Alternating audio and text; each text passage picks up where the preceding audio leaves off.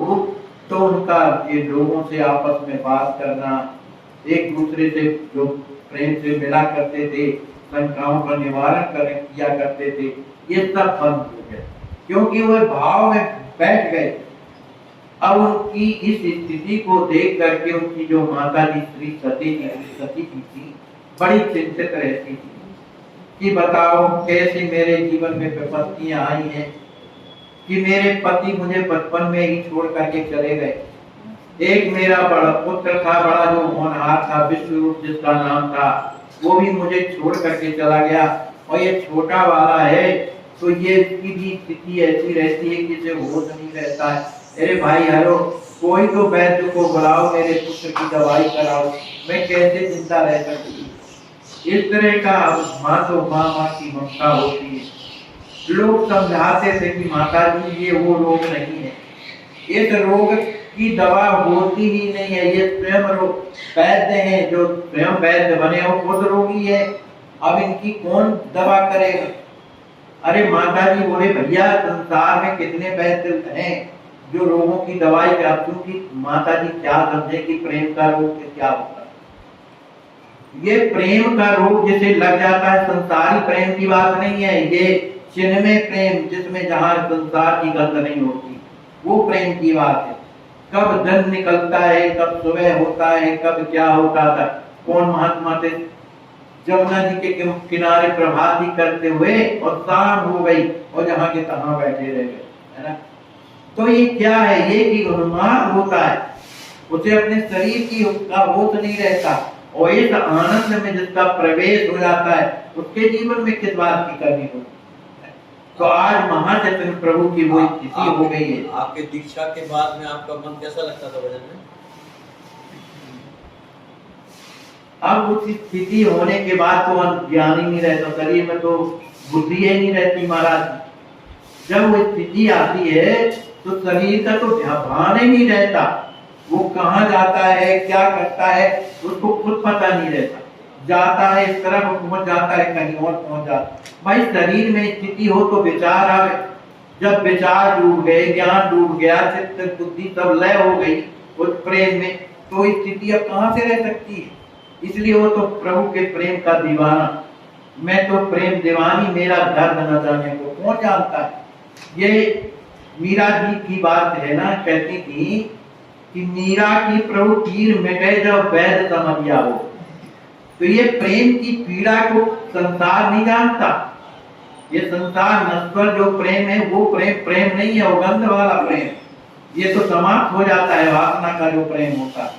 लेकिन परमात्मा का प्रेम ये कभी समाप्त नहीं होता, वो बढ़ा तो निरंतर वर्तमान होता रहता। और इस प्रेम को पाने के लिए परमात्मा का प्रेम पाना सहज है, लेकिन माने परमात्मा को पाना, लेकिन प्रेम पाना बड़ा कठिन है। ये भगवान ही जब चाहते हैं, या कोई महापुरुष स्थिति वाला जो होता है वो चाह लेता है तभी मिलता है, नहीं तो कभी नहीं। अरे पति पत्नी बड़े सुंदर हैं लेकिन दोनों में प्रेम नहीं है, यही तो है ना। प्रेम ही एक ऐसा है जो आकर्षण पैदा करता है। जब ये ग्वाल वालों के जीवन में क्या था, कहाँ पढ़ने जाते थे, कितनी शुद्धता से रहते थे, पर वो भगवान को भगवान नहीं मानते थे, वो अपना लाला मानते थे, कन्हैया मानते थे, हाथ पकड़ लेते थे, पिटाई लगाते थे, क्योंकि वो भगवान मानते। भगवान भी परेशान रहते थे कि बताओ ये मेरे को भगवान नहीं मान, मेरी बात नहीं मान, मैं ये हूँ। किसी ने एक बार बता दिया कि भैया कन्हैया तो साक्षात भगवान है भैया। जब ये बताया तो ग्वाल वालों को बड़ा बुरा लगा, कहा भैया हमारा कन्हैया भगवान है, हम इस बात को नहीं मानते भैया, हम तो रात दिन उसके साथ में रहते हैं, तो हमारा कन्हैया अकेले भगवान बन गया और हम न बन पाए। ऐसा कभी होता है? जब 7 राक्षसों को मारा, उनको हमने भी मारा, तो भगवान बन गया, हम भगवान नहीं बन पाए, हम नहीं मानते हमारा कन्हैया भगवान। तो ये क्या है, ये प्रेम, एक दूसरे की बिन नहीं रह सकते, कोई भी ग्वालवाल बिना श्याम सुंदर के नहीं रह सकते। तो ये प्रेम जिनके हृदय में प्रवेश करता है उसी का जीवन धन्य होता है। आज गौरांग महाप्रभु के जीवन में यही स्थिति, वो कभी राधा भाव में जाते हैं, तब कभी गोपी भाव में चले जाते हैं, देखिए जब जी। गोपी भाव में जाते हैं तब रोने लगते हैं, हाथ श्याम सुंदर तुम हमें छोड़ करके चले गए, कह तो रहे थे कि हम परसों आ जाएंगे, अब वर्षों व्यतीत हो गया देखिए फिर भी जी। आप नहीं आ रहे। इस तरह की ओ देखिए जी। इनके जीवन में आ रहे।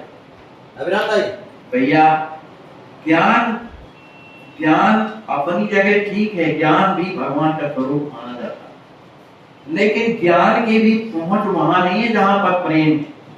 भगवान श्याम सुंदर के सखा हैं उद्धव जी महाराज, और कितने बड़े ज्ञानी हैं। एक दिन यशोदा मैया के माने देवकी मैया ने कहा कि देखो ये कन्हैया जब देखो रोता रहता है, कन्हैया रोता रहता है, किससे कहते हैं, और मैं उसको इतने अनेक प्रकार के व्यंजन बनाती हूँ, तक बनाती हूँ, सुंदर भोजन कराती हूँ, लेकिन ये रोता रहता है, कभी प्रसन्न नहीं दिखाई देता, आखिर कारण क्या है, जाकर के पता तो लगाओ। उद्धव तो ज्ञानी थे, ज्ञानी लोगों को बड़ा घमंड होता है अपने ज्ञान का, है ना। अरे भैया तू चिंता काहे करे, मैं जाकर के देखता हूँ, वो मेरी बात को मान लेगा।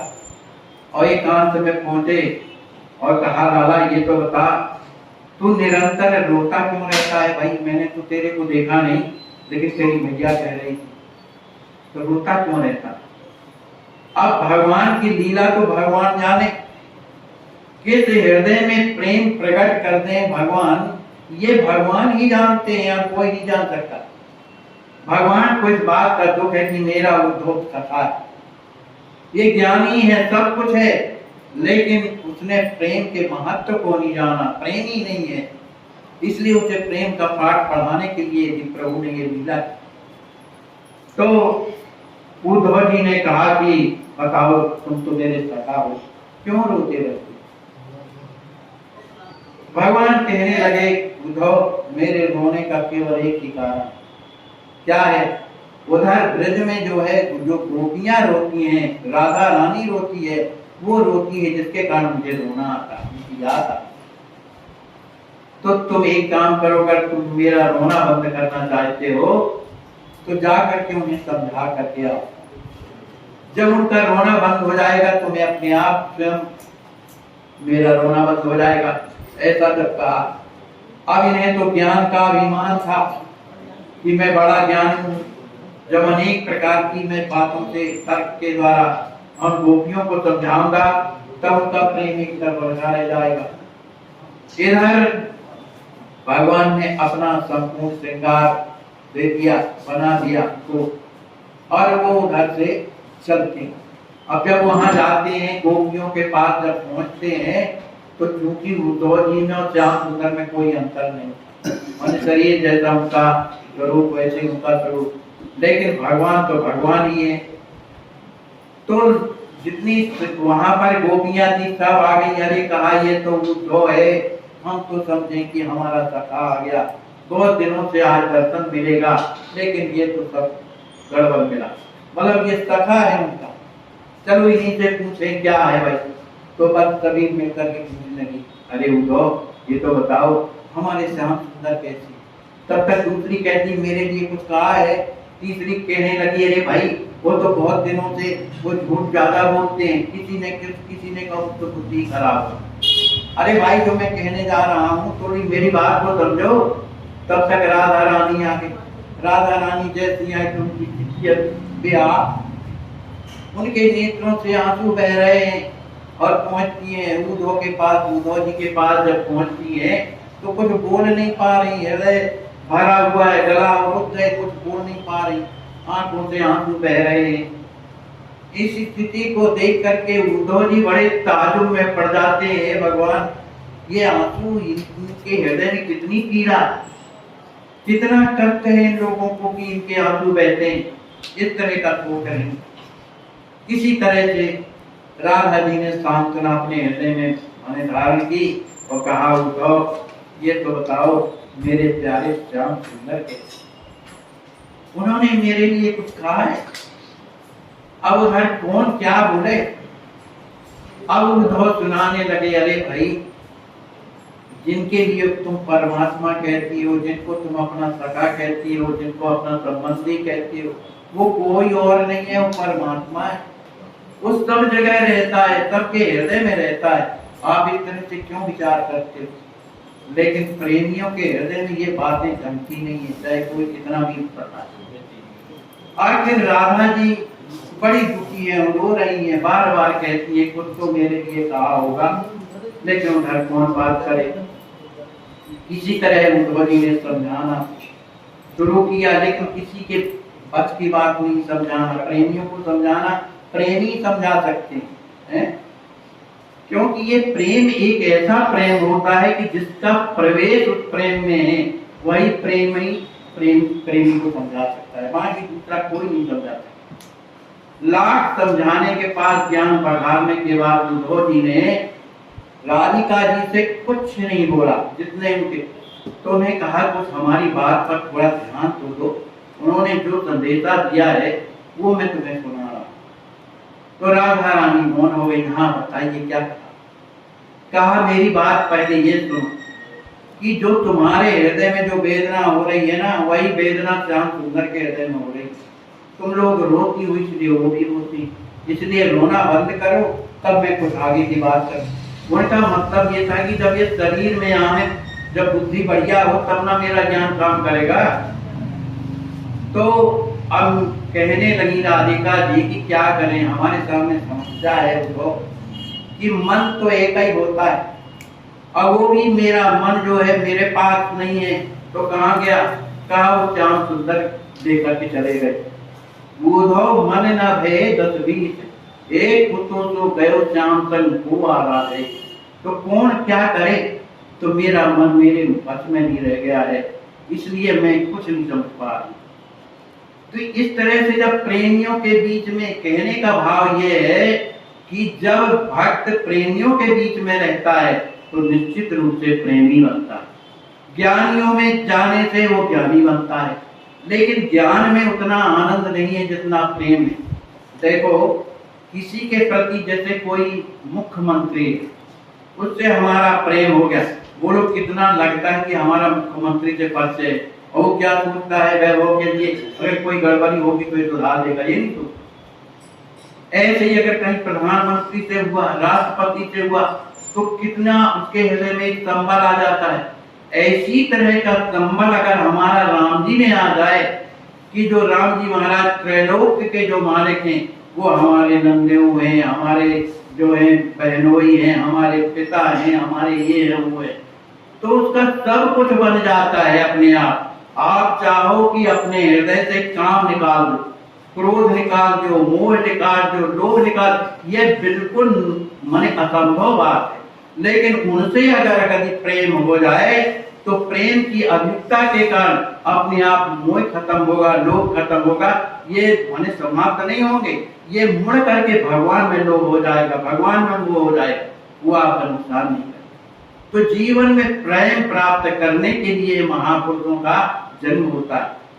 आज जो गौरांग महाप्रभु का जो जन्म हुआ है वो बंगाल क्षेत्र में केवल प्रेम प्रदान करने के लिए। आज हमारे आचार्य महाप्रभु ने कितने लोगों का कल्याण किया, किसके भरोसे? ज्ञान के माध्यम से नहीं, केवल प्रेम के द्वारा।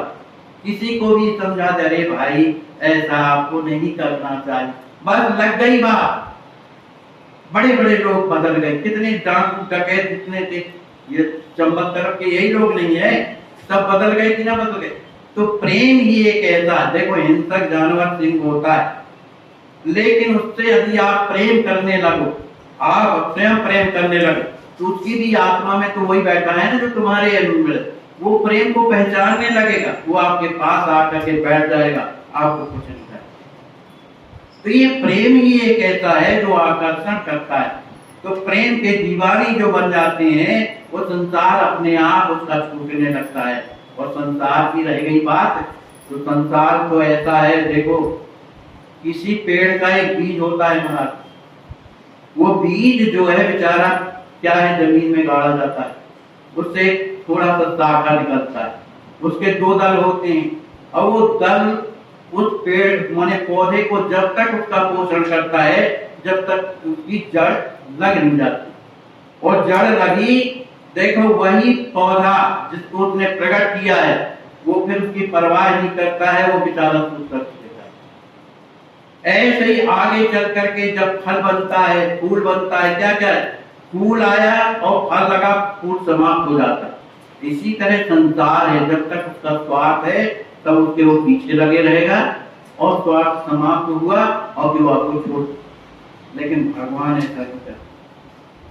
संसार में कौन ऐसा जीव है जिससे अपराध न बनता हो, बताओ? काम क्रोध मद लोभ सब नाथ नरक के अंत, ये सब नरक के रास्ते हैं। वो लोग किसके हृदय में क्या नहीं है। लेकिन हमारा लड़का अच्छा हो, बुरा हो, पापी हो, व्यभिचारी हो, कैसा भी हो, माँ बाप को प्यारा होता है। इसी तरह से हम जितने भी संसार में हैं, ये किसके हैं? राम जी के तो हैं। सब मम प्रिय सब मम उपजाए, मैंने पैदा किए, सबसे अधिक मनुज में भाई। इसलिए कभी कभी भगवान पापियों से भी प्रेम करते हैं। भले वो भक्ति नहीं करता, पाप के आचरण में रात दिन लगाए, जाने कौन प्रभु की रीत, बिरद हेत पुनीत परिहर तज, पावरन पर अति प्रीत। जैसे कोई लड़का है अपनी माँ को नहीं मानता, बाप को नहीं मानता, गाली देता है, लात मारता है, घर से निकालता है, सब कुछ करता है, और माँ का हृदय इतना दुखी हो जाता है कि बात से बात नहीं करना चाहे कुछ भी हो, क्योंकि उसने इतनी पीड़ा दिया। ऐसा हो जाता है कि नहीं? अब वो सोचती चाहे कुछ भी हो जाए, मरे जिए, हमको कोई मतलब नहीं। लेकिन वही माँ जिसका पुत्र ने तिरस्कार किया है, और जब सुन लेती है कि तुम्हारा लड़का अंतिम सांस ले रहा, वो माँ से रहा नहीं जाएगा, वो दौड़ करके पहुंच जाएगा, सब कुछ भूल जाएगी किसने मेरे लिए क्या किया। ऐसे ही भगवान भी जब हृदय से कोई उनके लिए रोता है, हृदय से जब विलाप करता है, तो भगवान सब छोड़ करके चल देते हैं। ये नहीं देखते कि ये कितना पापी है, इसने ऐसा नहीं किया, इसने तप नहीं किया, इसने तप नहीं किया। जाने कौन प्रभु की रीत, बिरद हेत पुनीत परिहर पावरन पर अति प्रीत। पापियों से प्रेम करते, इसलिए प्रेम करना है। आज गौरांग महाप्रभु इसी की तो शिक्षा दे रहे हैं। उन्हें और क्या जरूरत है किसी की? हमारे आचार्य महाप्रभु आए, उन्हें क्या देना, कुछ किसी से लेना था, लेकिन लोगों का कल्याण किया और कल्याण करके चले गए। अब लगता है कि यार कुछ दिन और रहते तो हम लोग ऐसा करते, तो अब क्या?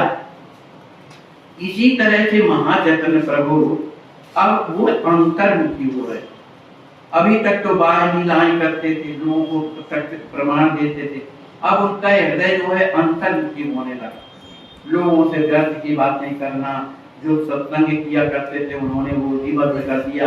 कब ही बोलते, संकीर्तन करते थे वो भी अब बंद कर दिया, क्योंकि उनके हृदय में एक प्रकार का अंदर एक माने एक प्रकार का विरह था।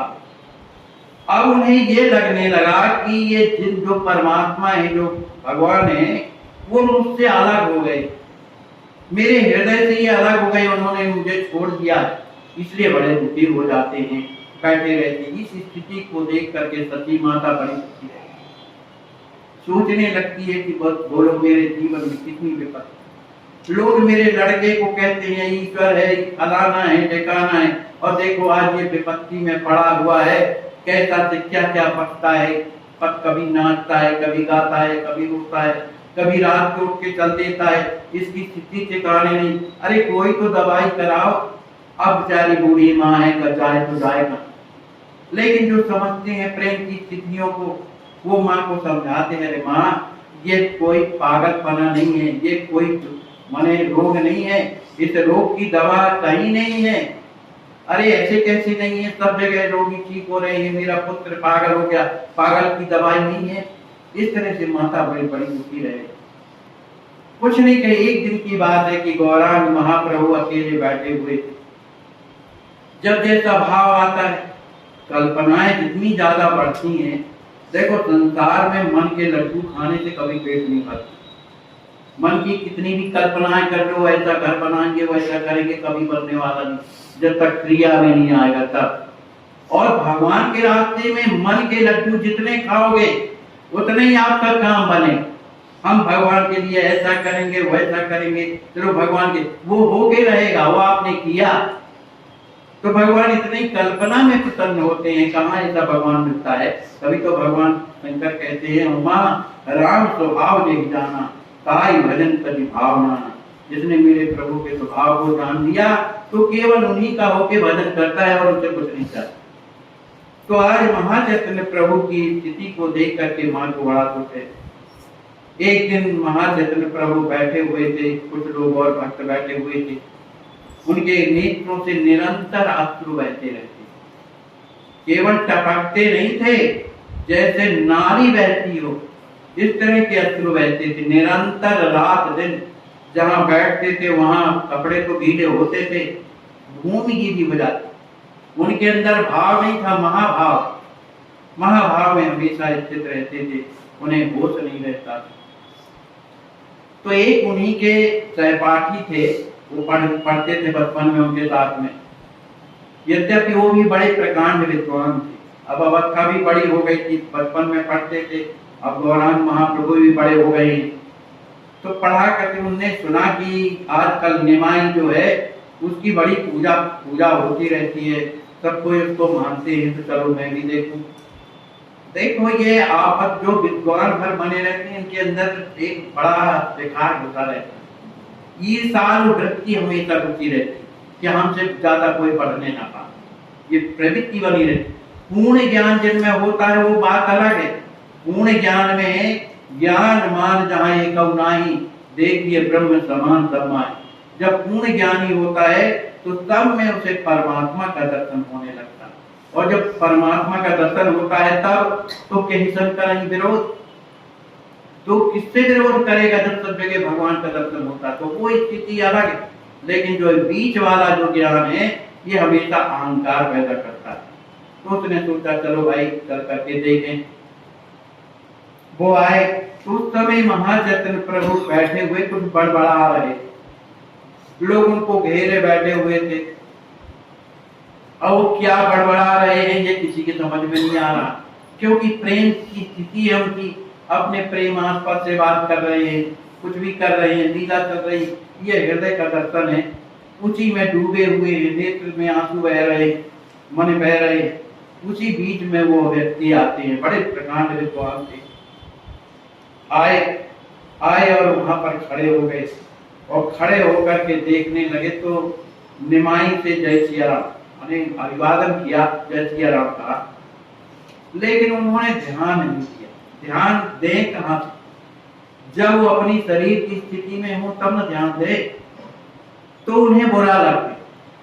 अब वो इन्होंने ये ना देखा कि इनकी स्थिति क्या है, उन्हें बुरा लग गया कि हम देखो उतने दूर से इनके पास तो आए हैं, ये बोलते भी नहीं है, लगता है इन्हें अपनी माने अभिमान ज्यादा हो गया है कि इसकी लोग पूजा करते हैं, इसको सब कोई मानते हैं, दंडवत करते हैं, प्रणाम करते हैं, इसलिए अभिमान हो गया। तो अब के जो विद्वान था उसको ये सब सहन न हुआ, उनकी मान्यता सहन जब न हुई तो उसने कहा कि तुम तो कोरे के कोरे पंडित रह गए, कुछ नहीं जानते तुम अपने जीवन में, हम तो जानते थे कि तू बड़ा प्रकांड विद्वान होगा तो कुछ तो समझता होगा, पर पूरा मूर्ख का मूर्ख रह गया। ये क्या गोपी गोपी गोपी चिलटता रहता है, अब वो क्या जाने की किस भाव में है। ऐसा जब कहा, अब चूंकि वो भाव में कुछ और थे महाचैतन्य प्रभु, और ये बात ऐसी फिटिंग हुई जब से ये गोपी गोपी रखते रहते हो, तो ऐसा जब कहा तो चैतन्य महाप्रभु एकदम उठ के खड़े, और एक बड़ा भारी लंबा बांस पड़ा था तो उठाया, उसी को रगड़ना शुरू किया। अब उसका तो कहीं पोथी गिरी, कहीं पत्रा गिरा, कहीं उसके माने तौलिया गिरी, कहीं जूते गिरे, बेचारा दौड़ा, प्राण तो तभी कोई बचाता, और उसके पीछे महाचैतन्य प्रभु दौड़ रहे, वो दौड़ कुछ में और रहे हैं, उनको क्या पता कौन सी लीला में। अब दौड़ते दौड़ते बड़ी देर हो गई, वो बेचारा थक गया पंडित। तब तक लोगों ने देखा कि महाचैतन्य प्रभु तो दौड़ते चले जा रहे, कुछ लोग आगे जब मिले तो उन्हें पकड़ लिया, अरे महाप्रभु आप ये कहाँ जा रहे हैं। उन्होंने कुछ बताया, वो उसको मारने नहीं जा रहे थे, वो तो उनके ऐसी कुछ लीला फिटिंग हुई जिसके कारण वो बांस लेकर के दौड़ रहे थे। तो लौटा करके जाए तब वो मुड़ करके देखा कि चलो भाई ये निमाई अब नहीं आ रहा, अब तो उनकी आप ही नहीं समा रही थी, बात नहीं कर सकते थे। लोगों ने कहा पंडित जी क्या हुआ, कुछ तो बताओ। अब वो बतावे कैसे, आप ही समा रही, बिल्कुल बोला नहीं जा रहा था। थोड़ी देर के बाद जब बैठे तब कहा कि भाई हम निमाई से मिलने के लिए आए थे, लेकिन बताओ उसने ऐसा व्यवहार हमारे साथ किया कि लंबा डंडा लेकर के और इतने तेज दौड़े, वो तो अच्छा रहा कि मैं उनसे तेज भागा, और नहीं तो मुझे तो मार डालते वो। तो लोगों ने समझाया भैया वो किसी को नहीं मारते, आपको क्या मारेंगे, वो किसी भाव में रहे इसलिए आपके अंदर धर्म है। कहा कौन सा भाव हो सकता है? अब जो प्रेम भाव नहीं जानते उनको लाख से पटक करके मर जाओ। अब जैसे सरकार कभी कभी लोगों को, अपने लोगों को समझाया करते, अब हम लोग उतनी बुद्धिमान नहीं रहते थे, तो स्वामी जी यही कहा करते, क्या करिए हम अपना कपाल कहाँ पटक दे, कैसे समझा दे आप लोग। तो होता है, अब जिस भाव में जहाँ रहते हैं वहां पर पहुंचना सबके बस की बात हो। तो महाचैतन्य प्रभु उस भाव में होने के कारण कोई इनको मारने के लिए नहीं दौड़े, लेकिन उस भाव में कोई ऐसी लीला घटी जिसके कारण उनको दौड़ना पड़ गया और उन्हें लगा कि हमको मारने के लिए आए।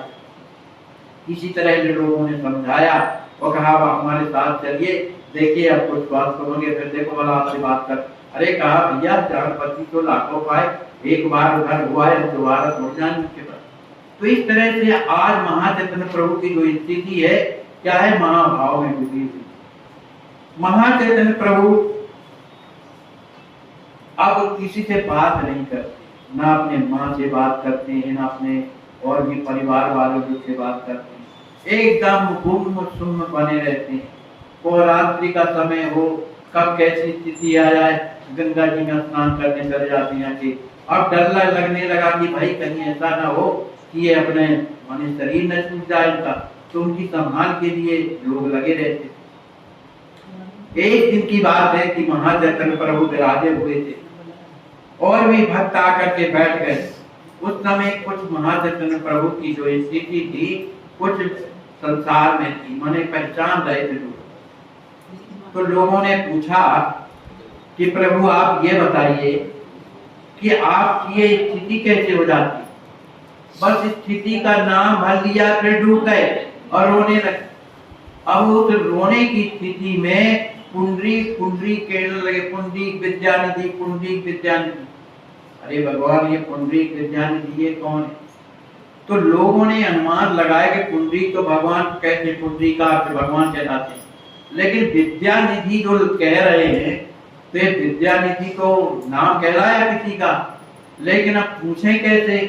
क्योंकि जब होश हो तब पता नहीं, उनके अनायास उनके मुख से ऐसा निकल जाता था। लेकिन खासियत ये थी कि जो भी नाम निकलता था वो महापुरुष का ही निकलता था और वो निश्चित रूप से नौधी पाया करते थे, मतलब ऐसा एक प्रकार का ऐसा संयोग बनता था। अब महाचैतन्य प्रभु की जब स्थिति ठीक हुई तो लोगों ने पूछा कि प्रभु आपके भावावेश में पुंडरीक निकला और विद्यानिधि निकला, तो आखिर ये महाशय है को? कहा ये परम अंतरंग प्रेमी भक्त हैं। अंतरंग प्रेमी भक्त बहुत कम मिलते, उनकी स्थिति देख करके पता नहीं लगाया जा सकता है कि कैसी।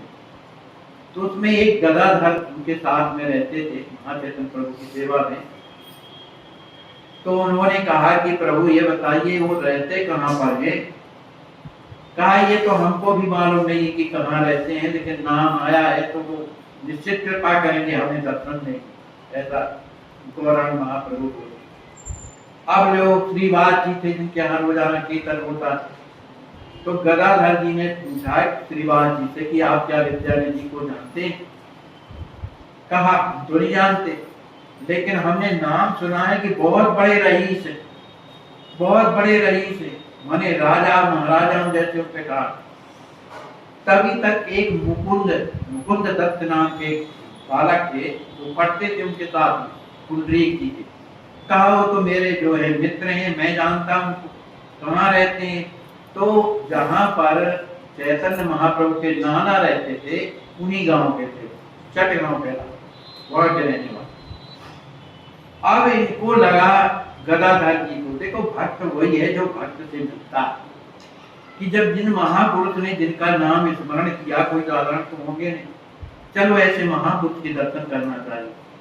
तो गदाधर जी उन्हीं के साथ में, और जब वहां पहुंचते हैं तो क्या देखा पुंडरीक जी को कि सोने का पलंग,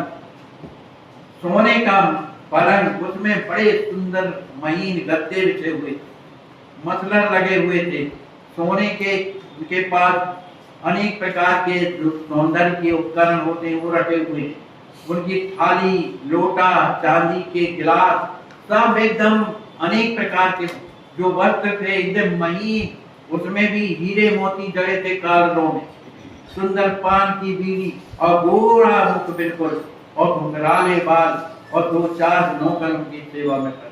कौन कहेगा कि भक्त है भैया? केवल वेशभूषा से पता नहीं लगाया जा सकता है कि भगवान का भक्त है।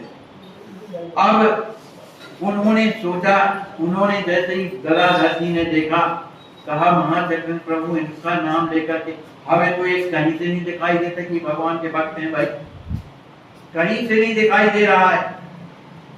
आखिर कुछ नहीं, अब चूंकि उनका दर्शन करने आए हुए थे तो उनके साथ में जो मुकुंद दत्त थे, तो उनके हृदय की बात को जान बैठे कि इन्हें भ्रम हो रहा है कि ये भक्त नहीं हो सकते। जब इन्हें ठाट बाट इनके तो ये भक्त नहीं हो सकते। तो उन्होंने क्या किया कि एक भागवत का श्लोक सुनाया, वो हमको आता नहीं, महाराज पढ़े लिखे तो है नहीं, श्लोक सुना जिसमें ये आता है कि जिसमें भगवान की सुंदरता का वर्णन, अहो बकीयम कालकूटम, जिसमें अपने अस्तनों में कूटना लगा करके जहर आई थी, ऐसी दुष्टा को भी भगवान ने मात्र पद प्रदान किया, अपने नाम को भेज दिया। तो इससे बढ़कर के उदार कृपालु कौन हो सकता? इस तरह का जब श्लोक पढ़ा तो वही पुंडरीक जिनके बालों में सुंदर कुलेर लगा हुआ था और तमाम शरीर चमक रहा था, वो लौटने लगे धरती, और सुनाओ, आंखों से आंसू बहने लगे, इतने आंसू बहने लगे कि उनका शरीर बिल्कुल संभाल के ना, और सुनाओ, कहीं हाथ पैर पटकते, कहीं सिर फोड़ते, हे प्रभु कब मिलोगे, कब हम पर कृपा करोगे। माने इतने व्याकुल हो गए कि वहां जितने लोग बैठे थे वो सब होने लगे। उनकी स्थिति को देख करके अब गदाधर को लगा कि अरे मैंने तो बड़ा अपराध किया। देखो सब अपराध हमारे, लेकिन भक्ता अपराध बिल्कुल हमारे। साधु अवज्ञा तुरंत भवानी कर कल्याण अभय। सब अपराध तो कालांतर में मिलते हैं, लेकिन भक्ता अपराध अगर बना है वो तत्काल मिले, और उसका असर इतना, भगवान अपने भक्तों को नहीं छोड़ते भाई। ये थोड़ी है कि हम भगवान के भक्त हैं तो जब चाहे जिसका अपराध कर, अपराध करने से हमारी भक्ति क्षीण होती। जो हमारा प्रवेश भगवान के पास तक पहुंच जाता है ना, वो अपराध अगर बना तो भगवान उससे दूर अपना हाथ हटा ले, क्योंकि अपराध के जो अपमान भगत कर करी राम रोज पावक हो जाए। इसे भक्ता अपराध से बढ़कर के कोई अपराध नहीं। अब इनको लगा गदाधर को कि मुझसे तो भैया अपराध, आप क्या करें। इस पर विशेष जोर देते थे गौरांग महाप्रभु, वैसी तरह अपने स्वामी जी ध्यान देते थे। इसलिए अगर कोई गलती की है तो 50 बार डांटते थे कि दोबारा एक गलती ना करे। क्यों? गुरु का घर में ही। और ये भी कह देते थे भैया हमारी बात का बुरा न माने, हम आपका हित चाहते हैं, इसलिए कहते थे। अब इनको लगा कि अब क्या करें, तो अब बड़े दुखी हो गए। दुखी होने के बाद और जो मुकुंद दत्त थे जिन्होंने श्लोक सुनाया था, उन्होंने सोचा इसका उपाय एक ही है कि हमको हम गुरु के रूप में वर्ण कर लें, तो जब हम इनके शिष्य हो जाएंगे तो ये निश्चित रूप से क्षमा कर देंगे पापों को, जो अपराध बन गया। तो उन्होंने प्रार्थना किया कि थोड़े हमारी तरफ से प्रार्थना कर दीजिए कि हमको ये शिष्य के रूप में स्वीकार कर लें। तो मुकुंद दत्त जी ने हाथ जोड़ करके उन्हीं से और कहा कि जो ये गदाधर हैं, ये गौरांग महाप्रभु के अत्यंत निकट रहने वाले हैं, इन पर आप कृपा करिए, ये आपसे दीक्षा ले। अरे कहा मुझसे दीक्षा लेकर के क्या करेंगे, गौरांग महाप्रभु से बढ़कर के कौन हो सकता है। इस तरह से कहकर के गौरांग गौरांग कहकर के रोने लगे, है ना। तो उन्होंने फिर प्रार्थना किया बाल मुकुंद दत्त ने कि वो आप ही से लेना चाहते हैं, अब आप कृपा करिए। तब उन्होंने आश्वासन दिया अगर उनकी इच्छा है, क्योंकि ये भी अपराध है। अगर कोई शिष्य अगर शरणागत होना चाहता है और उनको अगर दीक्षा नहीं दे रहा, वो हृदय से चाहता है, तो ना देना भी अपराध कहलाता है, क्योंकि भगवान के रास्ते में तो जा रहा है ना भाई। तो इस सोच करके उन्होंने स्वीकार कर लिया। अब इसके बाद जो है मुकुंद दत्त ने प्रार्थना करने के बाद स्वीकार जब कर दिया, तब ये लौट करके आते हैं। इधर गौरांग महाप्रभु को सब हाल मालूम हो जाता था अपने यहाँ। उन्होंने कहा आप सब दर्शन करके आए हो ना, देख उनका कैसा स्वभाव, तुम्हें अनुभव हुआ कि कैसे भक्त हैं, वो हमसे भी आगे हैं, उन पर भगवान की कितनी बड़ी कृपा है। तब मुकुंद दत्त ने कहा प्रभु ये मुझसे दीक्षा लेना चाहते हैं, अब आपकी आज्ञा। अरे कहा तब तो अब इससे बढ़कर क्या, मेरा गदाधर तो अब मुझसे बढ़कर के निकल गया, माने हृदय से लगाया। अंत में उन्होंने उनसे दीक्षा ली। इस तरह से महाचक्र प्रभु का यह प्रसंग आया। अब कल के प्रसंग में क्या है, कल बोलिए श्री सीताराम जी महाराज की, श्री व्यास जी महाराज की जय।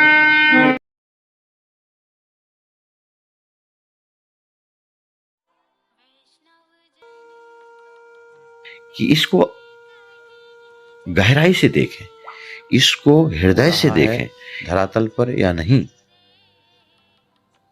खूब परीक्षा लेकर इसमें दृढ़ता के साथ कूद पड़िए, तन से मन से धन से। भगवान ने हमें जिस योग बनाया है, हमारा आने वाले समय में ना ये तन रह जाएगा हमारे पास, ना धन रह जाएगा हमारे पास, और ना समय रह जाएगा हमारे पास। तो जो मिला है हमें, जो भगवान ने दिया है हमें अपनी आवश्यकता से अधिक, उसकी सार्थकता तो तभी है जब हम दूसरों के काम में लगाएं, चाहे वो तन हो, चाहे मन हो, चाहे बुद्धि हो, चाहे विवेक हो, चाहे धन हो।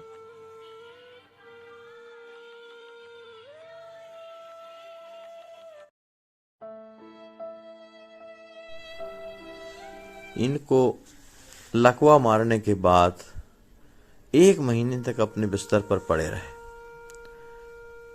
दुर्भाग्य हमारे समाज का, कोई हाथ नहीं लगाता था, बेचारे खिसक खिसक के लेटरन करते थे। आज अस्वस्थ सेवा ट्रस्ट आपकी देख रहे हैं आप किस प्रकार से स्नान करा रही है, और इनको हर प्रकार के इलाज की सुविधा अब चलने लगे हैं ये। और मेरे प्यारे भाइयों, जिंदगी में कठिनाइयां हमें सही रास्ता दिखा जाती हैं, अवश्य ही उनसे घबराना नहीं चाहिए। जय श्री राम।